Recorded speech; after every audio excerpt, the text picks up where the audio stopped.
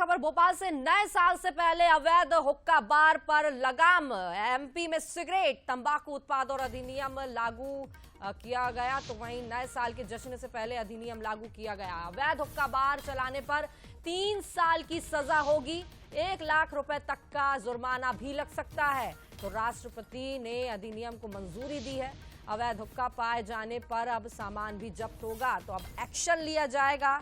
नए साल के रंग में भंग ना हो, इसको लेकर अब ये अधिनियम लागू कर दिया गया है। तो राष्ट्रपति ने इस अधिनियम को मंजूरी दे दी है और अवैध हुक्का बार चलाने पर 3 साल की सजा होगी, 1 लाख रुपए तक का जुर्माना भी लग सकता है।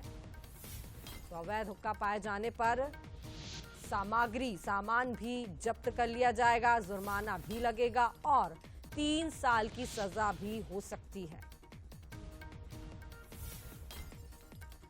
तो मध्य प्रदेश में अवैध हुक्का बार पर लगाम लगाने के लिए ये अधिनियम लागू किया गया है। सिगरेट तंबाकू उत्पाद पर अब जो है शासन प्रशासन सख्त होता नजर आ रहा है और अब लोगों से अपील की किसी भी प्रकार की यहाँ पर अब अवैध उत्पाद तंबाकू सिगरेट इसका अवैध उत्पाद तो अब नहीं चल पाएगा। इस पर अब लगाम लगानी बेहद जरूरी हो गई है।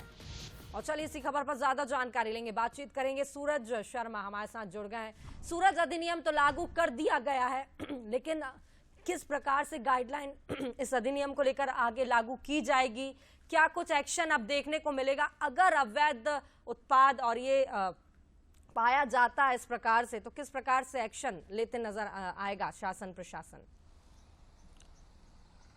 बिल्कुल संस्कृति, खासतौर से मध्य प्रदेश में सिगरेट और तंबाकू मध्य प्रदेश संशोधन अधिनियम 2023 अब राष्ट्रपति से मंजूर हो चुका है और उसके बाद मध्य प्रदेश में इसे लागू कर दिया गया। यानी कि अब कह सकते हैं हुक्का बार, जो अवैध हुक्का बार चलेंगे उन पर सरकार सख्त कार्रवाई करेगी और ऐसे में जो संचालक हैं, जो संचालन करता है, वो उन्हें 1 साल से 3 साल तक की सजा हो सकती है, साथ ही 1 लाख का जुर्माना भी। दरअसल पिछले लंबे समय से मध्य प्रदेश के बड़े शहरों में, खासतौर से इंदौर, भोपाल, जबलपुर, ग्वालियर की बात करें तो कई शिकायत मिल रही थी। इसमें अवैध हुक्का बार चलाने को लेकर शिकायतें हो रही थी, लेकिन उस पर कार्रवाई नहीं हो पा रही थी क्योंकि वो किसी अधिनियम के तहत नहीं आ रहा था। शायद यही कारण है कि विधेयक संशोधन विधेयक आया, सिगरेट और तंबाकू अधिनियम संशोधन विधेयक विधानसभा में पारित हुआ, उसके बाद राष्ट्रपति को भेजा गया था, जहां से मंजूरी मिलने के बाद अब मध्य प्रदेश में हुक्का बार पर सख्त कार्रवाई होगी। खासतौर से आवासीय होटल रेस्टोरेंट की बात हो, कुछ एंटरटेनमेंट जोन हो जिसमें चाहे पब की बात हो या अलग डिस्कोथेक हो, वहां पर चलाए जाते हैं, या छोटे छोटे रेस्टोरेंट होते हैं, वहां पर हुक्का बार नहीं चलाया सकता। इसको लेकर अलग से आपको परमिशन लेनी पड़ेगी, जहां पर डेडिकेटेड एरिया होगा, जहां पर आप खासतौर से हुक्का बार और नारियल से धूम्रपान कर सकते हैं। तो कुल मिलाकर अब सरकार सख्त है और